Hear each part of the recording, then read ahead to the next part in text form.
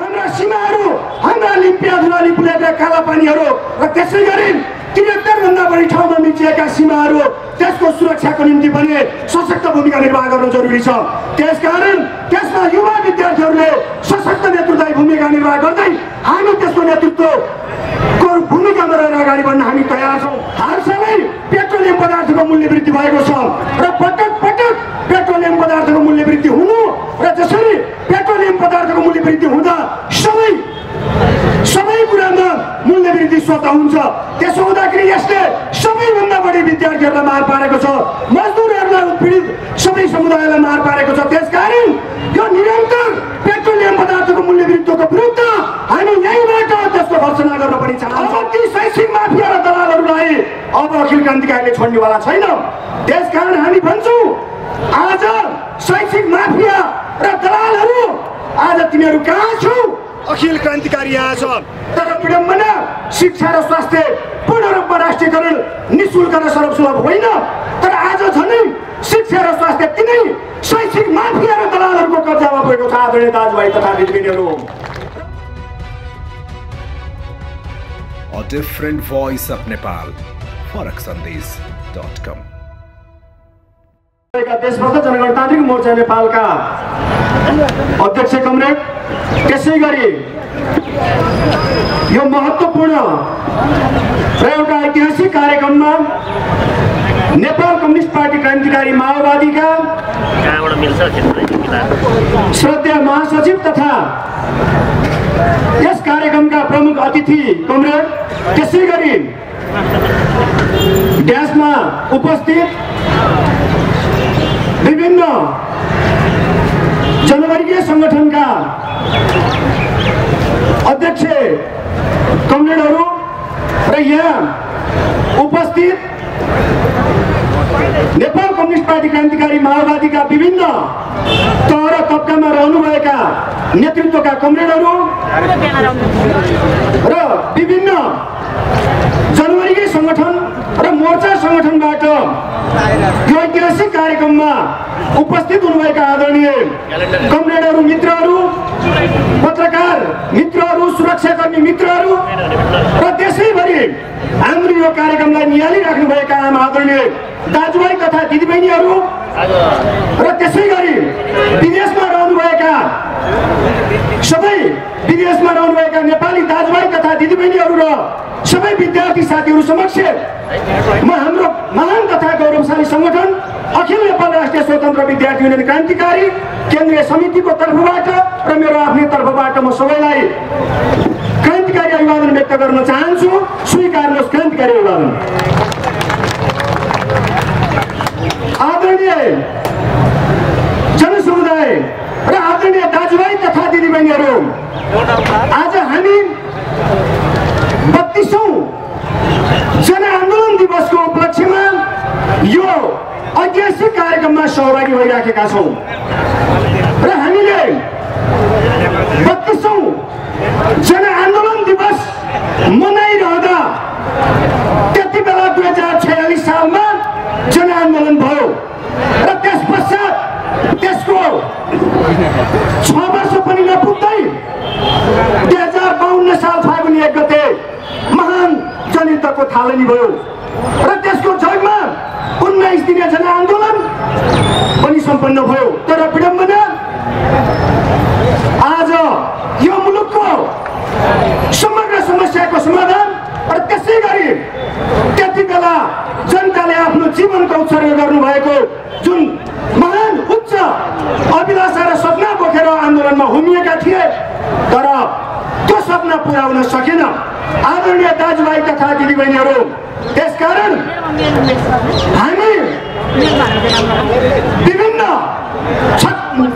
46 साल पछाडि विभिन्न आन्दोलनमा जुन ढङ्गले जनताले आफ्नो बलिदानी गरे तर जनताको अधिकार स्थापित हुन नसकिसके पछाडि हामीले अब यो मुलुकमा नयाँ विकल्प दिन जरुरी छ र सबै उत्पीडित जाति क्षेत्र लिङ्ग समुदायको अधिकार स्थापित गर्नको निम्ति निरन्तर आन्दोलनलाई, निरन्तर सङ्घर्षलाई अगाडि बढाउन जरुरी छ र त्यसकारण त्यो विभिन्न कोणबाट आन्दोलनलाई सङ्गठित गर्न जरुरी छ यो मुलुकमा जनताको राज्य सत्ता स्थापना गर्नु जरुरी छ भन्ने उद्देश्यलाई आत्मसात गर्दै हामी निरन्तर आन्दोलित हुँदै अगाडि बढिराखेका छौँ आदरणीय दाजुभाइ तथा दिदीबहिनीहरू।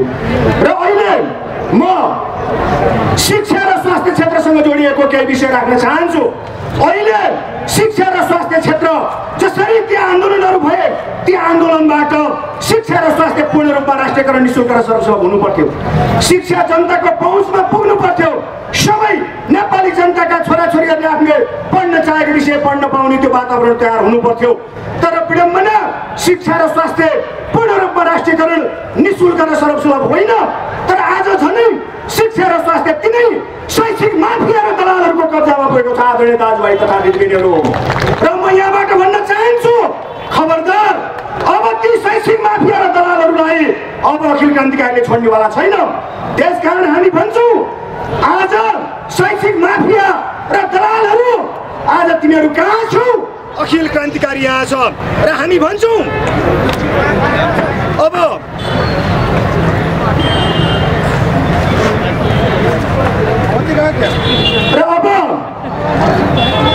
शिक्षा र स्वास्थ्यलाई पूर्ण रूपमा राष्ट्रियकरण निःशुल्क र सर्वसुलभ गराउनको निम्ति त्यसको सशक्त आन्दोलनको नेतृत्वदायी भूमिका निर्वाह गर्न अखिल क्रान्तिकारी तयार छ र हामी निरन्तर सङ्घर्षमा अगाडि बढिराखेका छौँ।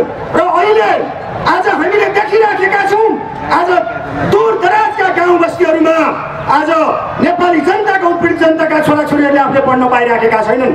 र आज विद्यार्थीहरू आज शिक्षक जसरी आज विद्यार्थीहरू आज स्कुलमा सुरक्षित ढङ्गले आज जान सकिराखेका छैनन्। आज छात्राहरू विद्यार्थी जो छात्राहरू छन् उनीहरू विद्यालय नपुग्दै पाटैमा बलात्कृत हुने र उनीहरूको हत्या समेत हुने यस्तो खालको जघन्य घटनाहरू भइराखेका छन्। र त्यसै गरी आज जुन ढङ्गले परिस्थिति विकराल बन्दै गइराखेको छ त्यसकारण यो मुलुकको समग्र शिक्षा र स्वास्थ्यलाई पूर्ण रूपमा राष्ट्रियकरण निःशुल्क र सर्वसुलभ गराउनको निम्ति हामी निरन्तर सङ्घर्षरत छौँ। र अहिले देशका युवा नौजवान शिक्षित युवाहरू अब सशक्त ढङ्गले लाग्न जरुरी छ र स्वदेश र विदेशमा रहेका सबै युवा विद्यार्थीहरू अब एकताबद्ध भएर आन्दोलनमा अगाडि बढ्न जरुरी छ।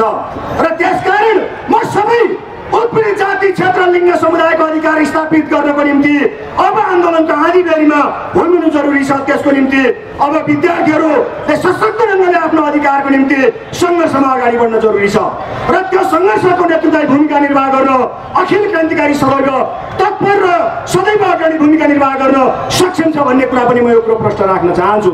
र अहिले हालसालै पेट्रोलियम पदार्थको मूल्य वृद्धि भएको छ र पटक पटक पेट्रोलियम पदार्थको मूल्य वृद्धि हुनु र जसरी पेट्रोलियम पदार्थको मूल्य वृद्धि हुँदा सबै कुरामा मूल्य वृद्धि स्वतः हुन्छ। त्यसो हुँदाखेरि यसले सबैभन्दा बढी विद्यार्थीहरूलाई मार पारेको छ, मजदुरहरूलाई उत्पीडित सबै समुदायलाई मार पारेको छ। त्यसकारण यो निरन्तर पेट्रोलियम पदार्थको मूल्य वृद्धिको विरुद्ध हामी यहीँबाट त्यसको भर्सना गर्न पनि चाहन्छौँ र त्यसकारण पेट्रोलियम पदार्थको बढाइएको मूल्य अविलम्ब फिर्ता लिने काम गरियोस् म यो कुरा पनि भन्न चाहन्छु। र त्यसै गरी अहिले युवा विद्यार्थीहरू पढ्नको लागि मात्रै होइन राष्ट्रियताका पहरेदारहरू पनि हुन्। राष्ट्रियता जनजीविका र जनतन्त्रको सुनिश्चितताको निम्ति सशक्त नेतृत्वदायी भूमिका निर्वाह गर्ने त्यो अभिभावना युवा विद्यार्थीहरूको काममा आएको छ। त्यसकारण हामी हाम्रा सीमाहरू हाम्रा लिम्पियाधुरा लिपुलेका कालापानीहरू र त्यसै गरी 73 भन्दा बढी ठाउँमा मिचिएका सीमाहरू त्यसको सुरक्षाको निम्ति पनि सशक्त भूमिका निर्वाह गर्न जरुरी छ। त्यसकारण त्यसमा युवा विद्यार्थीहरूले सशक्त नेतृत्वदायी भूमिका निर्वाह गर्दै हामी त्यसको नेतृत्वको भूमिकामा रहेर अगाडि बढ्न हामी तयार छौँ। त्यसकारण हामी भन्छौँ 73 भन्दा बढी ठाउँमा मिचिएको सीमा त्यसको संरक्षण गर्न यो सरकार लागि परेको छैन।